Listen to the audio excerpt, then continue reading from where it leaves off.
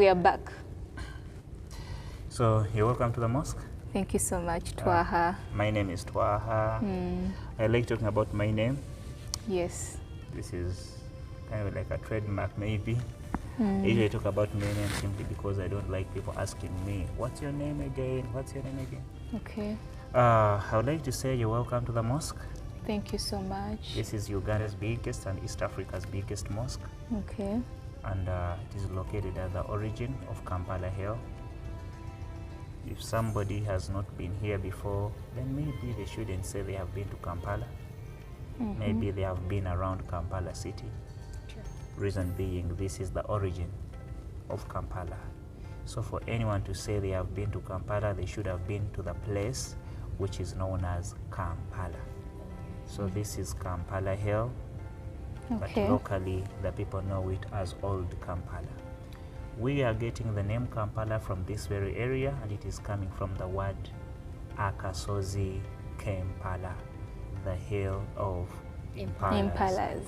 So initially Kampala was having quite many names. At least each place had its original name, and around here was a place where we had very many Impalas, or the Antelopes, and the people refer to this place as the Hill of Impalas. Okay. When the British got here in 1889, they could not pronounce the word Akasozi Kampala, but they would instead say Kampala. And that was the time when Captain Frederick Lugard got here, and they established their fort right at this very point. But we'll be able to see that Fort Lugard when we make it to the top of the tower. Okay. So Kampala simply stands for Akasozi Kampala, meaning the hill of Impalas. Later on, Uganda became independent on the 9th of October 1962, and the first president of Uganda was Sir Edward Frederick Muteesa II, who was a president for 3 years, 1963 to 1966. Okay. Overthrown by the prime minister of that time, who was Milton Obote. Obote becoming a president for 5 years. That was 1966 to 1971. It was during that time that Obote abolished kingdoms, and our king of Buganda, Sir Edward Muteesa II, flew to exile in England, where he died in 1969. Okay. And 1971, while on a trip to Singapore, Idi Amin, the army commander, declared himself president. So Idi Amin became the third president of Uganda, and he was president for 8 years. That was from 1971 to 1979. So it is during that time of Idi Amin as the third president of Uganda that he donated about 12 acres of Kampala Hill to the Muslims of Uganda. Yeah. And in 1972, he established the body responsible for the Islamic faith in Uganda. Okay. And in 1975, he began the construction of this mosque. 1979, Idi Amin was overthrown. He went to exile in Libya, and then from Libya he went to exile in Saudi Arabia, where he later on died from. And Idi Amin is not buried in Uganda, he's buried in Saudi Arabia. Okay. So since 1979... Why is that? Why is he buried in Saudi Arabia? Of course, he died during the time when he was still in exile. Okay. And he was So buried at that side, so no option. Yeah, I truly. remember a few years back, the Parliament of Uganda was discussing about retrieving his body. Okay. And I don't know how far that they've ended. gone. Yeah. After all these years, it might actually be really hard. Yeah, so 1979 to 2001, there was no construction going on. Remember, from 1971, when Idi Amin was overthrown, to the year 1986, when the current president came into power, Uganda was not politically stable. We changed about 6 leaders. And that was 7 years.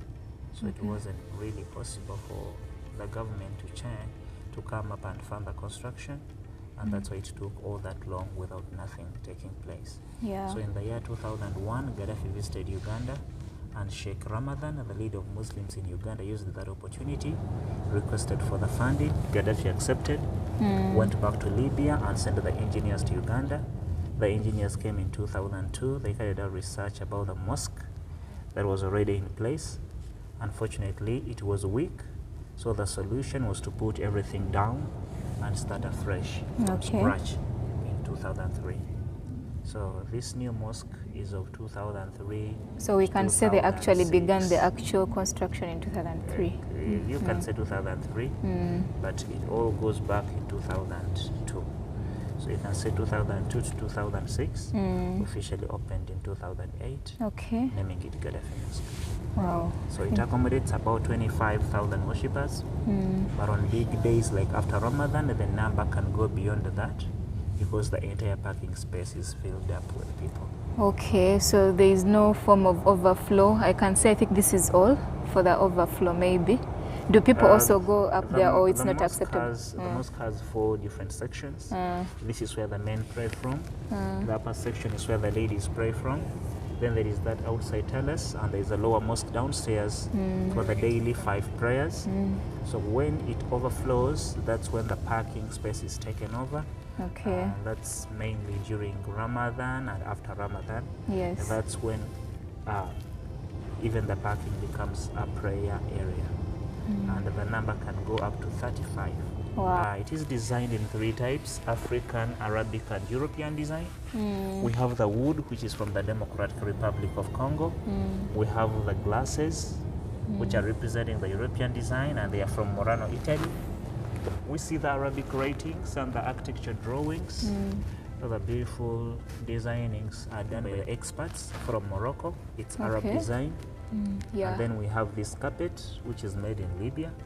In fact, it reflects how the mosque looks like. This is more like a mirror. Okay. Of the mosque. It's like a reflection of the whole mosque. Yeah. Okay. Well, at first I thought the architecture is from Egypt. Yeah, I actually thought the same thing, like from Egypt. Yeah, the chandeliers and all that, like so. The carpet is made in Libya, then the chandeliers are made in Egypt. Oh, so yeah. That's the Arab design. So basically, it's all about bringing almost the entire world together. Yeah. Maybe someone especially may ask, Arabic countries. Somebody may ask, but we haven't seen anything Asian. Maybe the fans are Chinese, maybe. But I would say definitely.